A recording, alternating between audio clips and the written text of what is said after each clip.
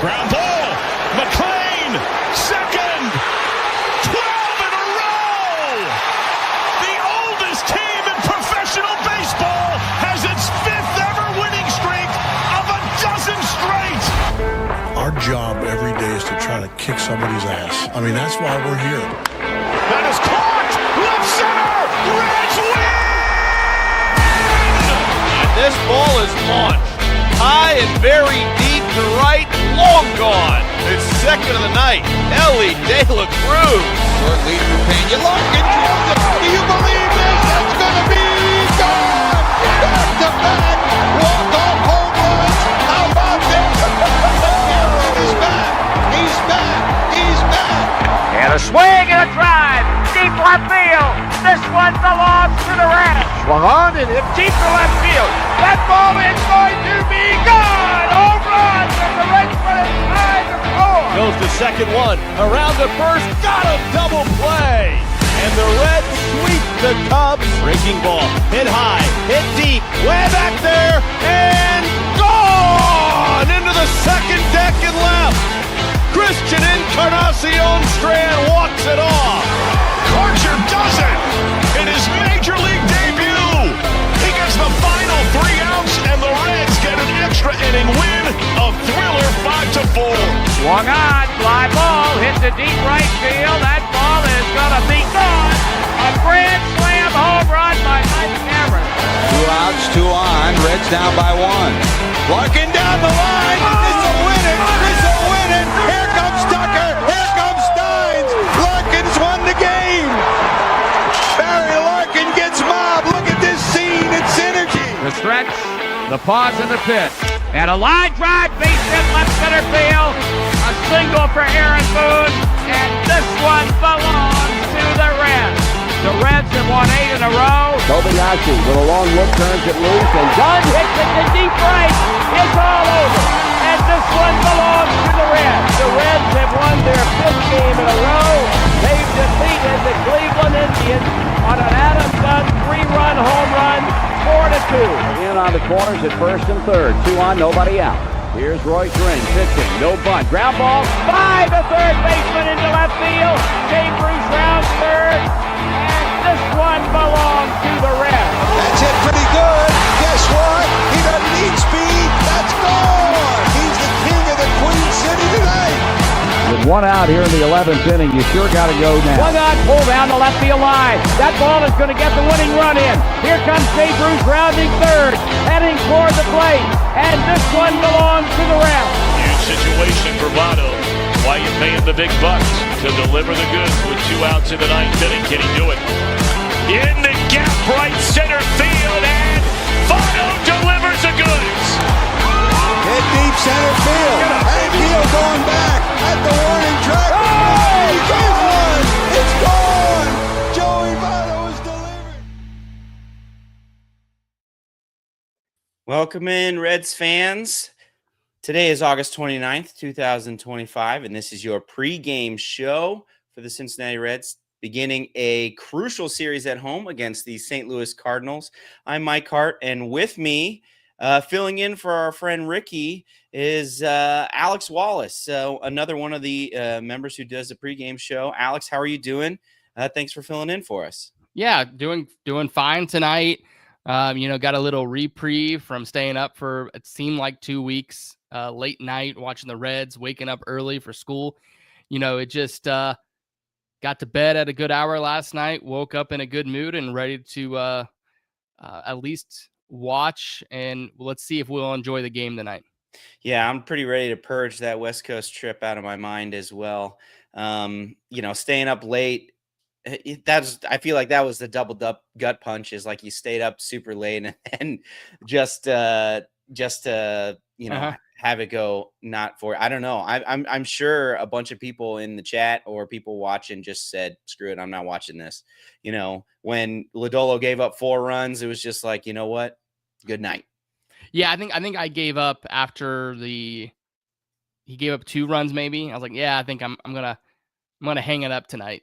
And that was the early game. That was like an 8:40 start. The other one's 10 o'clock there in LA. So, but hey, we'll be back there next week. That's right. Out, playing against a team that maybe if they play well, you just never know what will happen. Yeah, we're back out there after this critical homestand where we have the Cardinals and the Mets on it, and then we go out there, I think, for the Padres and Athletics. So, still a lot of baseball left. Well, maybe not a lot of baseball, but still enough baseball left for this team to get hot. Hopefully, they can. You bring up that you at 2 runs being scored, right?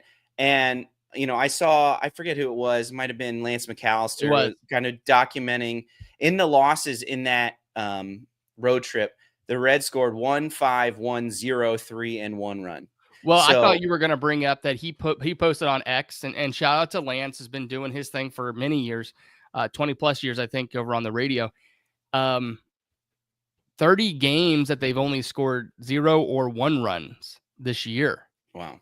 Yeah, it is the offense is pretty bleak. And, especially it just seems to get accentuated in these losses where they get a 4-run inning off of Lodolo, who was cruising off of just like a bunch of dink dunk singles that get through that lead to 4 runs. And it just, the fan base is just like, that's too much.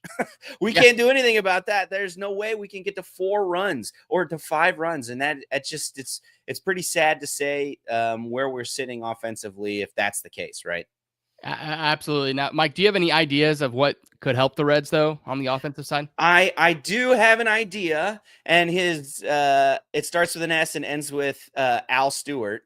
And I think he's sitting down there in AAA, and unfortunately, we're not going to see him today. He's in the lineup again for Louisville.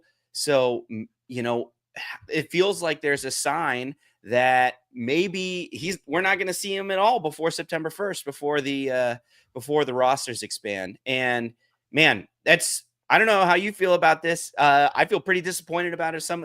This team struggling offensively needs a shot in the arm, needs something. And maybe he isn't that. Maybe he doesn't come up and immediately light the world on fire. We know that major league pitching is a lot more difficult than minor league pitching. Just look at Rhys Hines. Just look at Blake Dunn. Just look at, CES, people that have hit very well in AAA and hit pretty poorly here in the majors. But still, if you are truly in this wild card race, why are we not trying to pull every lever? Why are we not trying to do anything we can to try to give this lineup a jolt so that we can try to make this push to get to the end here? Yeah, I actually have a different thought on that. And not that I think that it would be nice to have Sal Stewart up here. I just didn't think they were going to ever bring him up prior to September 1st. So I'm not even disappointed. Yeah. I'm just really not disappointed at all because I just didn't think it was an option for them. I didn't think they would ever do it. And so for me, it's just another Friday night of the City Connect uniforms. Also, why is that? Why did you think that they would wait until for this year? Yeah, I never thought. One, unless there was an injury, I don't think that there was. It's hard to say this. I don't think that there was a spot to place him in. Whatever you think about the second base hole, sure. But is he defensive? Is he good enough defensively? Kirby has talked about, the really highly respected JJ Cooper writing, he can't play second base. Okay. Yeah. You trade for the third baseman who's going to be here. You have, the first baseman, Steer, who, say what you want about his hitting. I think he's played a great first base overall. Maybe not, better than Sal Stewart for sure, who's only played there sparingly. Then are we going to DH Sal for the rest of the year? Because he's going to come up here and he's going to play every day. So then Andujar's out. And then are you going to play Andujar in left, rotate him and Austin Hayes and Lux? It just doesn't seem like an obvious fit to where they're like, if these guys play to their, expected, is Sal that much better? He's not Ellie, or at least, kind of had a rough summer, but he's not a show-stopping prospect like a Chase Burns, like an Ellie De La Cruz, that they have to bring him up, at least right now. Yeah, see, okay, so I see what you're saying, and I understand, and I think I would agree with you that there is not a super obvious spot, because even playing him at second base every day, there is the potential downside for defensively. And we've seen how with say Gavin Lux or Jonathan India. People forget about Jonathan India too. We can see how having pretty poor defensive left or second base play can really hamper a team. My thought is yes, are Espinal and McLean a better option defensively there? Yeah, but I think at the point where the Reds are, where they are desperate, they basically, it's now or never, and so, if you don't call them up and the offense continues to sputter, then you just kind of peter out this season. What's the harm? What's the harm in trying? What's the harm in giving us a shot, giving this offense, giving this team, this city, something to think about, something to maybe cling to? And maybe he does. What if he goes on a hot streak that is able to carry this team? Yeah, maybe he makes a few errors, but his offense is enough to carry this over. And so I guess I understand that there is not a obvious spot for him defensively, but there is an obvious spot for him offensively. Yeah. I read to you some of the we can go through lots of statistics talking about what the Reds are doing hitting in August. And it's just like, if he could be league average, he would be a huge step up from Matt McLean, from Espinal hitting this month. So, I get it. My thought is just like, what do we have to lose at this point? What do we have to lose to try to get back in here? Besides a little bit of service time. I think that's it, right? There's two pieces. They're going to have the service time waiver, whatever you want to call it, for September. Then the second piece is if he plays well in September, if he comes up September 1st, which I still think that there's an outside shot that he doesn't, personally. Yeah. Oh, really? Interesting. You'd have to add ready for Blake Dunn in the outfield. Coming up September 1st, boy. You thought Reds fans were mad now. Or CES. I mean, you got CES, Hines, Blake Dunn, and I guess, or Velade or whoever. Velade, who are on the roster, yeah. Who are on the roster. So did you have to remove one of those guys to bring on Sal Stewart? Now, here's the other thing that I think is interesting. Number one, do the Reds not think as highly as some of these prospect ranking people or even us fans, right? That's part of it. The second part of it is this. This is, to me, just something to think about. Do the Reds believe that their window is the next 2 to 3 years? And are they better off pairing Ellie, I'm looking at the lineup, Marte, and the pitching with Stewart, or using Stewart as a trade piece in the offseason? Now, you and I briefly discussed this before the show, and we said, no, let's not talk about it. Now, I pulled some recent trades that the Reds have made, or the last couple trades the Reds have made for with using their own prospects, and it's been a while. So we forgot about this one. Big time trade, and netted us Kyle Farmer. The Reds traded Jeter Downs and Josiah Gray.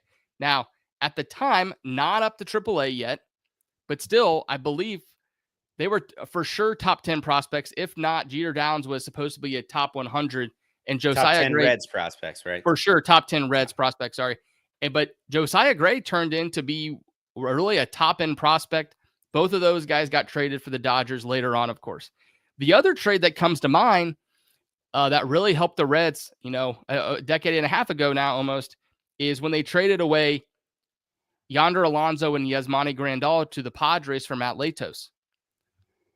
I'm not saying this. I have no sources, but what's interesting to me is do you go trade a Stewart and someone else in your minor leagues for a guy who's an impact bat will be able to join forces with the Ellie, with Marte, and Key Brian Hayes will be here next year and the rest of the crew? I just think it's an interesting thought, and maybe the Reds just don't want to even bring him up because to show, any, holes or any sort of thing that he may not be what everyone else thinks. It's just a thought. Yeah, that is interesting.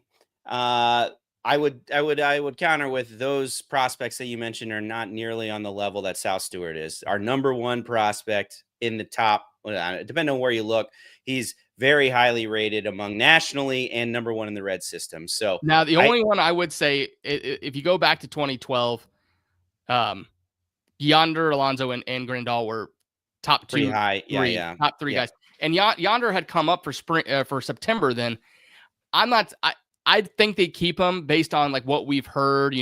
Obviously low salaries, all of that. But it just is creeping the back of my mind, because the reason I keep kind of getting back to it is when we look at baseball and we look at any sport, and I know, Mike, shout out to Chatterbox Bengals. You've been doing that as well. You have to pair up each of these guys' individual windows to make the team window.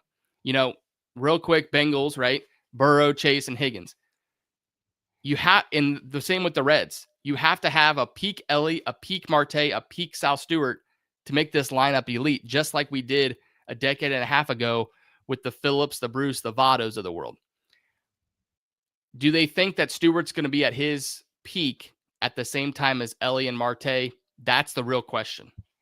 Yeah, I guess it seems to me that they would be. The obvious progression from a guy like Sal Stewart that's hit in every level and then come up to AAA and started mashing is that next year he's a starter somewhere on this team. Now, I understand. I see what you're saying.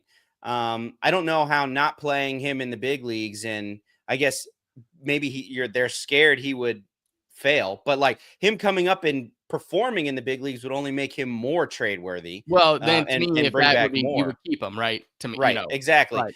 But I think more likely than not, you just try to teach him something on the right side. It's like, yeah, maybe he hasn't played second base, but it's just like, just spend the winter learning first base, learning second base, and things like that.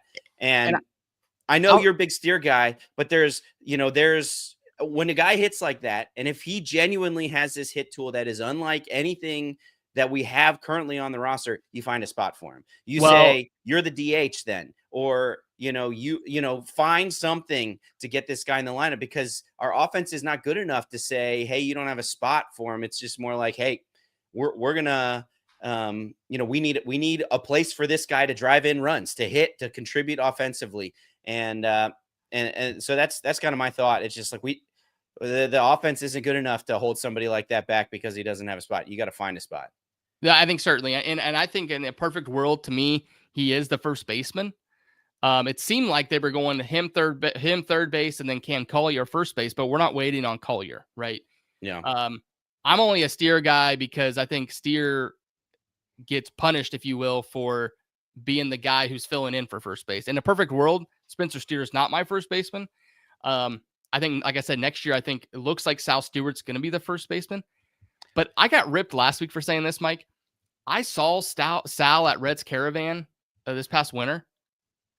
And I don't think my first baseman has to be a Joey Votto, a Ryan Howard size guy anymore. But Sal Stewart is not a big dude. In fact, he was a little slender. And I looked him up. He was listed at like maybe 6'3". I don't believe that. Yeah.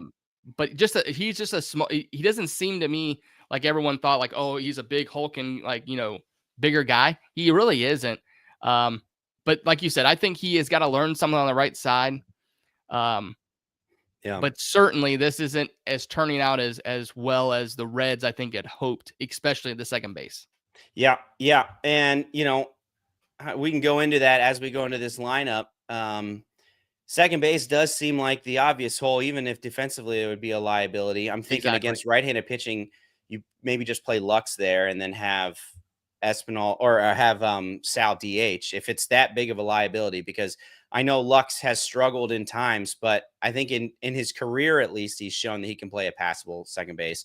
But, Espinal this month is 3 for 22 with a 136 batting average. He's got 3 singles, 2 walks, and 5 strikeouts. And then, at second base, he's 0 outs above average and -1 defensive run saves. So it's not like we're taking away a Gold Glover there. Matt McClain, not much better. 13 for 60 this month, and he's been even worse since. That's a 217 average, 4 walks and 24 strikeouts with 2 outs above average at second base and -7 defensive runs saved. So, I hear you on the active roster. Yeah, it's not about a demotion. I'm shocked that he hasn't had don't take it the wrong way, like a mental IL stint because Yeah. he looks rough.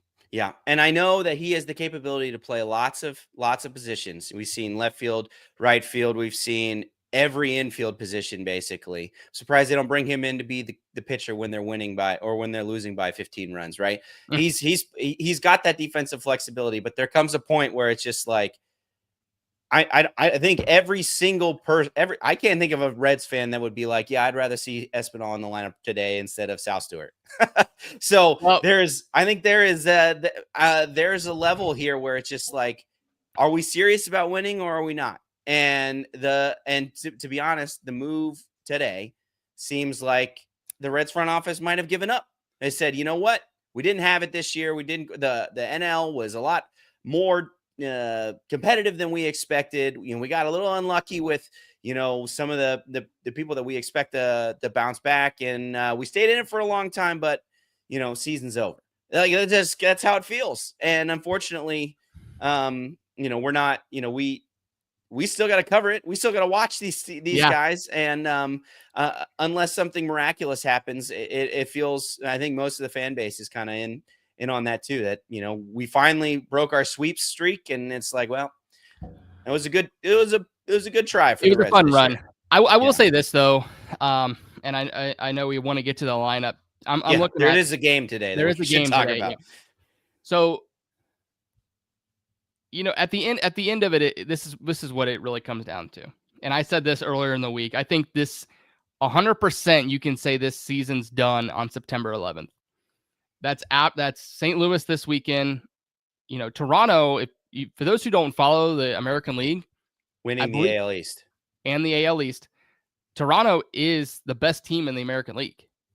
Best record? Best record. It was either them or the Tigers. I know they were kind of been fighting for it. So the Blue Jays are nothing, just to brush off. Shout out September 2nd down at Smoke Justice, Chatterbox Reds pregame. And then, of course, the Mets come to town. If the Reds somehow sweep the Mets next weekend, we've done it 18 times already, Mike, this season. The season's back on. Yeah. Okay. Undertaker meme, here we come. Again. Yeah. So anyway, but let's get to tonight's game in the next few minutes as we wrap up, I guess, here in about 10 minutes.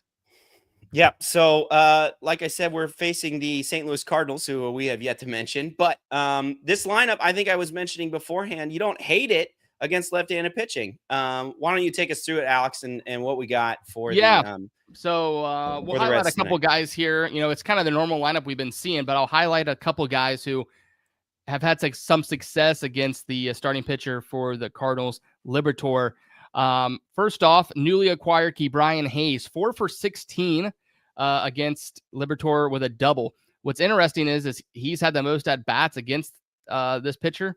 Everyone else on the Reds about 4 or less. We'll go to Jose Trevino, 2 for 3 with a home run, hit a home run off Liberatore back in May against Cardinals. And then, of course, the lefty masher, Andujar, 3 for 3 with a triple. There you go. We got our guys here. And also let's not forget 2 years ago, City Connect night. It was an automatic win. Let's get back to that tonight. Let's get back to that tonight against the lefty. I think we talked about it earlier in the season. The Reds can't hit lefties.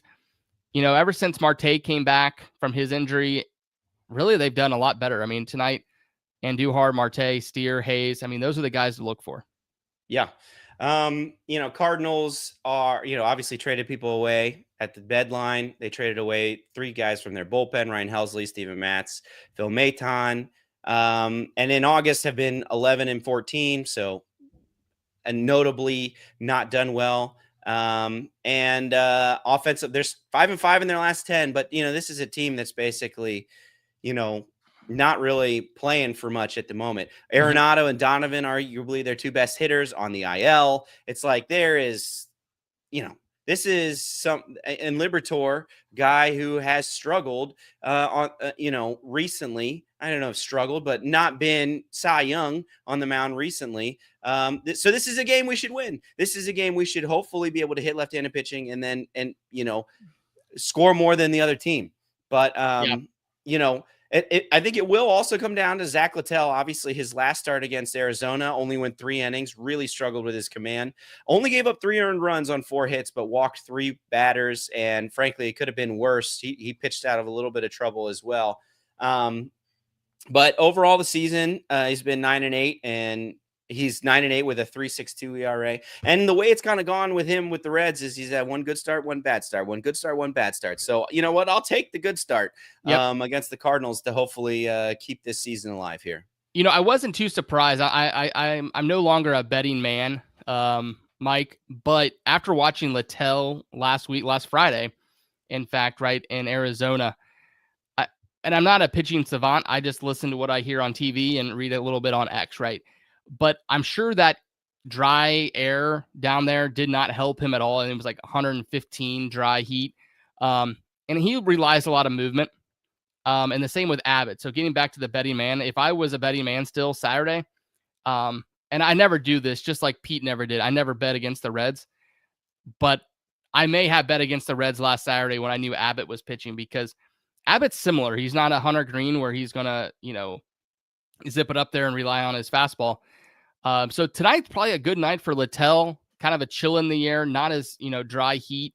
I've liked the acquisition, but like you mentioned, I think he had another flame out game.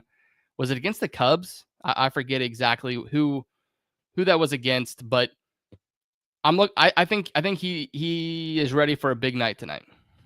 Yeah, let me see if I can pull that up really fast. He is, it's kind of been up and down. Obviously, he's still been, pretty good. I don't think anybody would say that this was an absolutely horrible trade acquisition, but he went 6. So he comes with the Reds, goes 7 innings, 1 earned against the Cubs, and then goes 4 2/3, 4 earned against the Pirates. Then 6 innings, 1 earned against the Brewers, and then 3 innings, 4 runs against the Diamondbacks. So it must be the NL Central.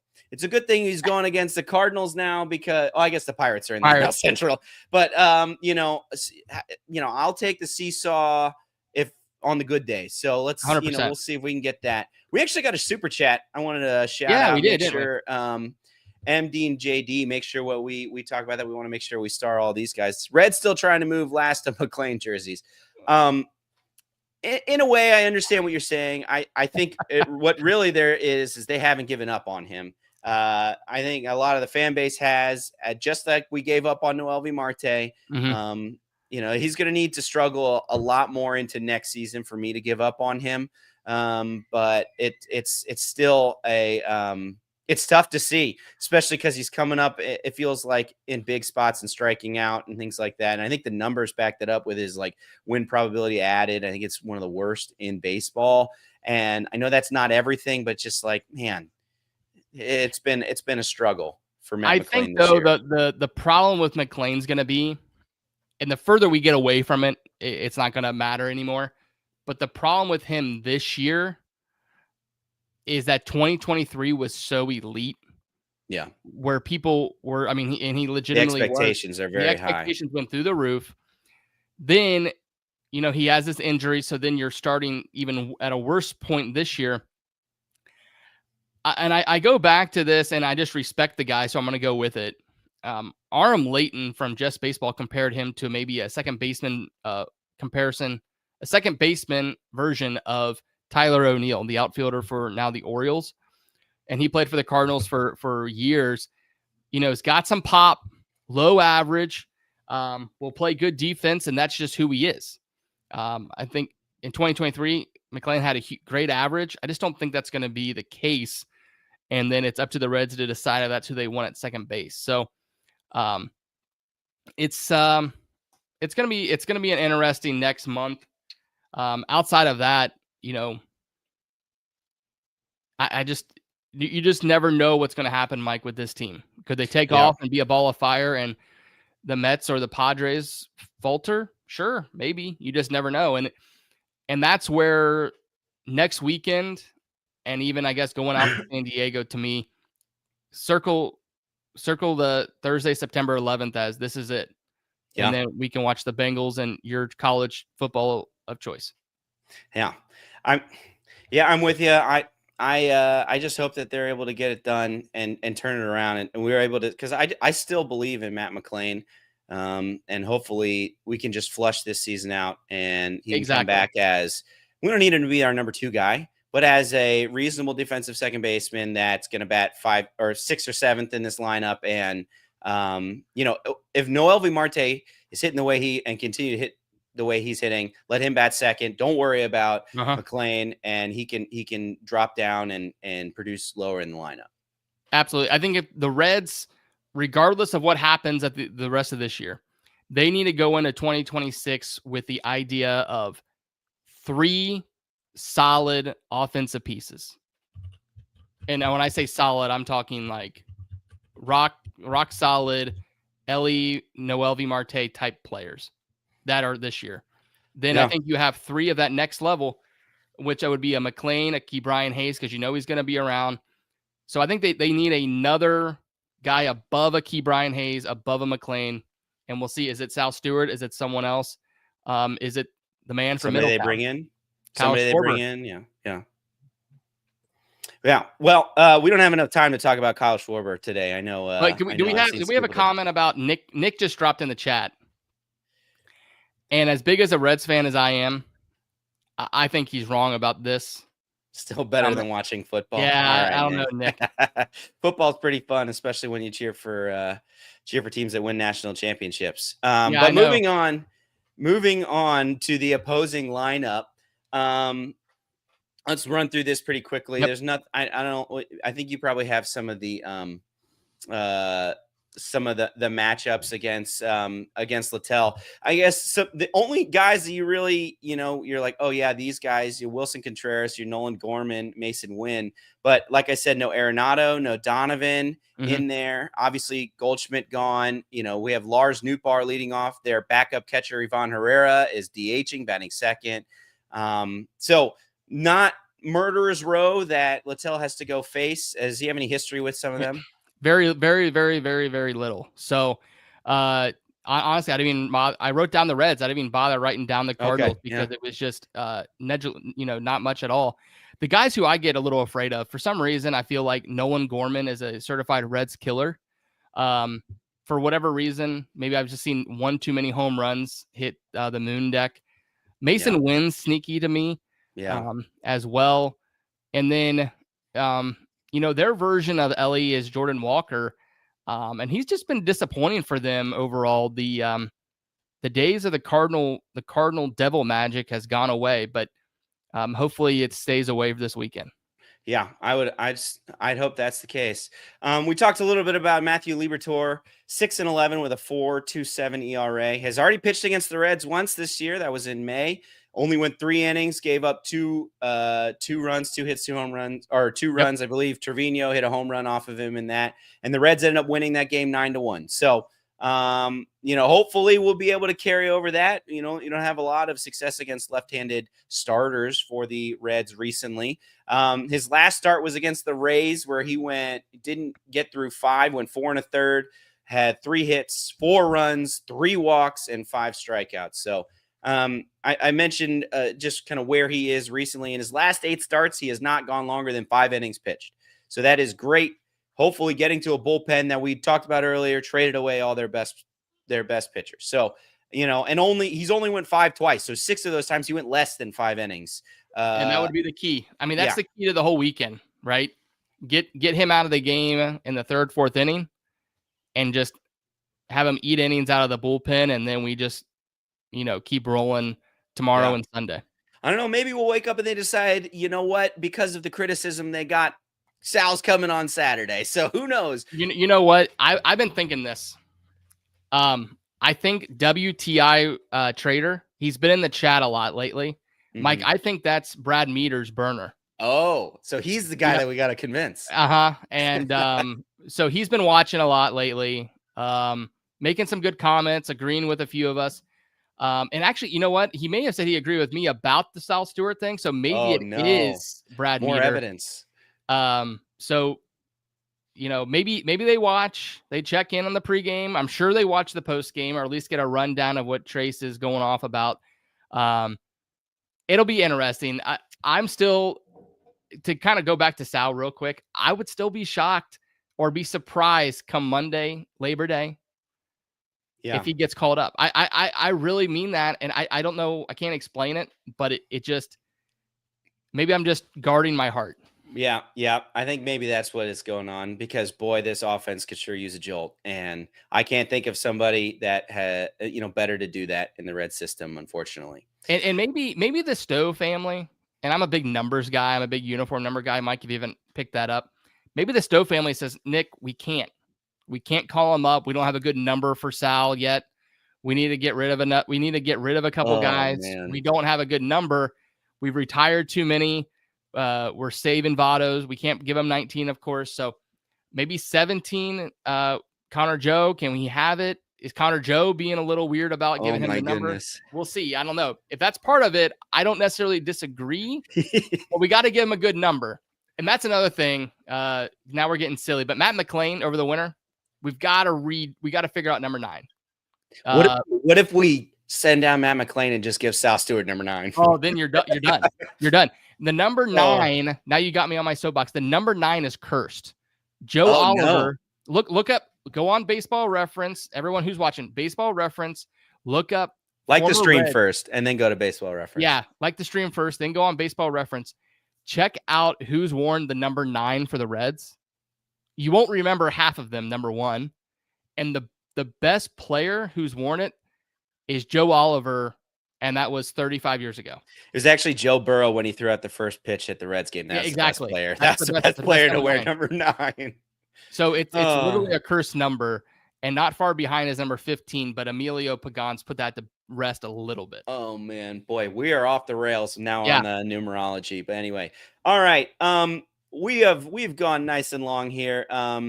Just the bullpen, everyone's rested. We had a day off. Pagan and Santillan haven't pitched for a while, and the Cardinals have a closer by committee. Riley O'Brien and JoJo Romero, and both of them pitched yesterday. Yeah, Riley O'Brien. Yeah, so seems like we might have the advantage there. Let's hope that we can take advantage of that. We talked about the rest of the series and what that's going to look like. We got Andrew Abbott going tomorrow, and sorry, had it right here. And Brady Singer going on Sunday against Michael McGreevy, and then old nemesis Andre Palante on Sunday. So I know. So they've got to go 2-0. Yeah, I think the Reds, at this point, I know it's tough to do, but like if we're gonna get back into this, you're gonna have to really start stacking some wins. So I know that series against the Mets is very important because you're playing directly against them. But like, we're starting to get to the point where it's like, hey, the Cardinals are not trying. Mm-hmm. Let's stack some wins against some teams that are not trying anymore. And maybe we come out of this series and realize, hey, the Reds aren't trying either. But, I really hope that they can go and get some solid wins here against a team that they should get wins with, which they haven't been able to do recently. All right. Do you have a rundown of the wild card race and who's playing who? I do. And so the Cubs are up 4 games. They are playing the Rockies. So that's 3 wins. In the Colorado? Padres in Colorado. In Colorado. The Padres face off against the Twins. They are up 3 games on the Mets. The Mets play the Marlins, who are a little sneaky. I've been high on the Marlins all year. So don't be surprised. I know the Mets lost to the Marlins last night. Of course, the Reds play against the Cardinals. We are 4 back against the Mets currently.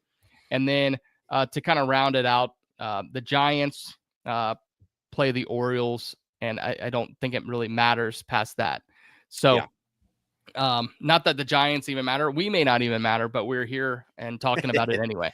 Well, that's an existential discussion that we don't have time to. Yes, we don't have time to go into.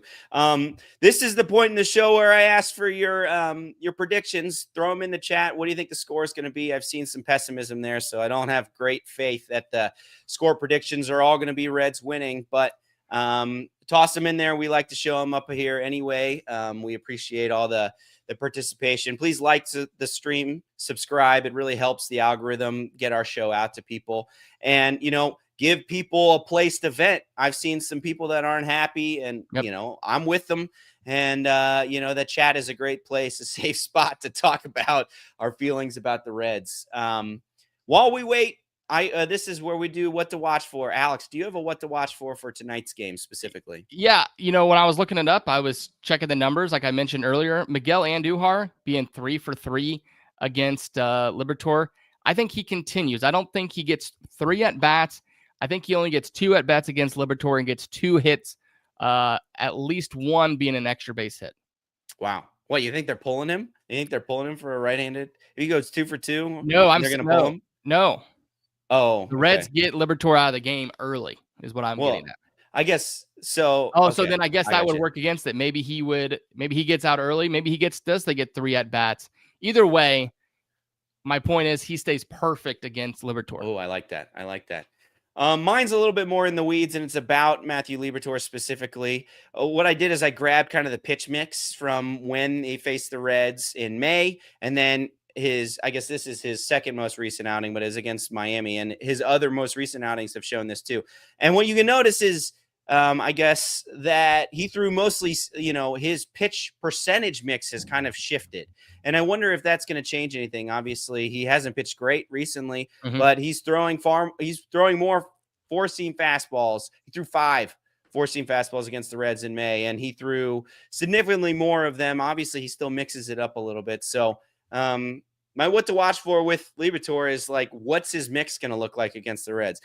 Was this a Red scouting report that they had, and they were like, they are having trouble with the sinker, so that's what we're going to choose to feature here? Was it too small of a sample size? Obviously, only went 3 innings, 42 pitches. It's not very much. Or is it, he just this is what he's chosen to feature, and will the Reds be able to adjust from what they saw earlier? I don't know. I just find it pretty interesting, and you can follow along the FanDuel Sports shows the pitch type on there. So it's always good, I think, to follow along there, and it may give you a window into what you would expect if you see that Liberatore is throwing more four-seam fastballs. This is all something that's just publicly available on Baseball Savant. So sometimes I get lost in there because there's so much data to look through. But I just thought it was interesting, and hopefully, we have another 42 pitch outing because the Reds jump all over him tonight and get the win. All right. In the comments, it looks like we got a few people that have been that have decided to give their scores. We got WTI Trader, Brad Meter. His burner account thinks the Cardinals are going to win 6-2. Boy, that's not great. I hope that doesn't happen. It looks like we don't really have too many other people that are very optimistic, and so I think they're trying to just sit on it. If you have any more predictions, please put them in the chat. Like I said earlier, please like the stream on your way out when you're going through this. It really helps us. I stalled enough for you, Alex. What is your prediction for tonight? Yeah, I think it's a W. I think it's 6-4 Reds. Sounds good. I know that's like 6 times as many runs as they've been scoring lately. But I believe in the lefty changes we've made recently. And I think Littell's going to have a good bounce back outing. Yeah.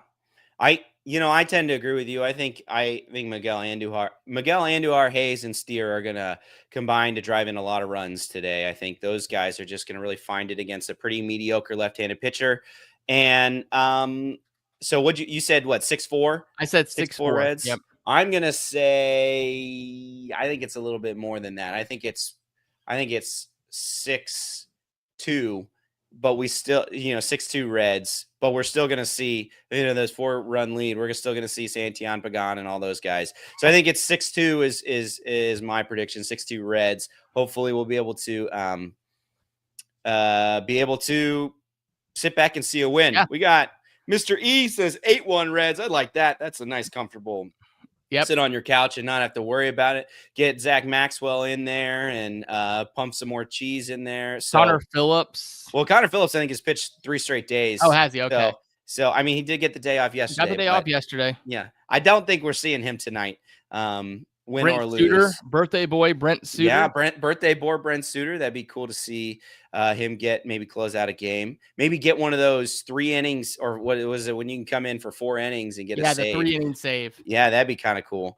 We got Quinn Ross says 4-2 Reds. So that's a little bit more of a nail biter. We got John Thompson. Get him out of here. Yeah. Come on now. We're staying optimistic here. Even though the Reds have not given us much to be optimistic about recently. Absolutely. But yeah, well, thanks again, everyone, for tuning in. Please catch the post-game show tonight. I believe it's Craig and Austin Layton, I think is who it might be. I should check that. But either way, make sure it's not me. I'm pretty sure it's not me. But either way, tune in and make sure that you drop a like on the way out. Yeah, it is Craig and Austin tonight. Hopefully celebrating a Reds win, a comfortable Reds win against the Cardinals. Boy, we need these series. We need these next 9 games. We need about every game coming up here the rest of the year. So hopefully the Reds can go on a run, and it would be great to, be at Great American Ballpark and, being able to enjoy the atmosphere as it gets closer to the playoffs. There's also Smoke Justice. Don't forget about Smoke Justice, right? September 2nd. Before the Blue Jays game, Trace and Craig Sandlin will be down there. I plan on being there. On being there. Yep. Nice. I will not be able to make it there, unfortunately. But I think there'll be a lot of. It was a ton of fun last time. There was lots of fun people I got to interact with. Got to put a face to a name. WTI Trader. Make sure you come up and introduce yourself. So Alex can be convinced that it's not no big deal. Yeah. So hopefully we'll be able to be still celebrating the Reds being in the race after a great series against the Mets. But yeah, it should be a great time. Stop on by Smoke Justice in Northern Kentucky. It will be a lot of fun. Yeah, a couple of things I just want to shout out outside of that. Off the Bench returns on Tuesday, the 2nd as well. And also some of the things that we've been pushing out, the golf content that Trace and Elliot's been pushing out, different courses around town.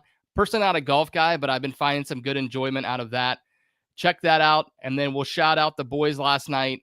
The Chatterbox Bearcats crew did a fantastic job. Heartbreaker. And a heartbreaker. Yeah, I mean, I'm not a fan. But my teams, we win national championships. So, and beat our rivals 4 years in a row. Everyone have Wait a minute. Hold on here.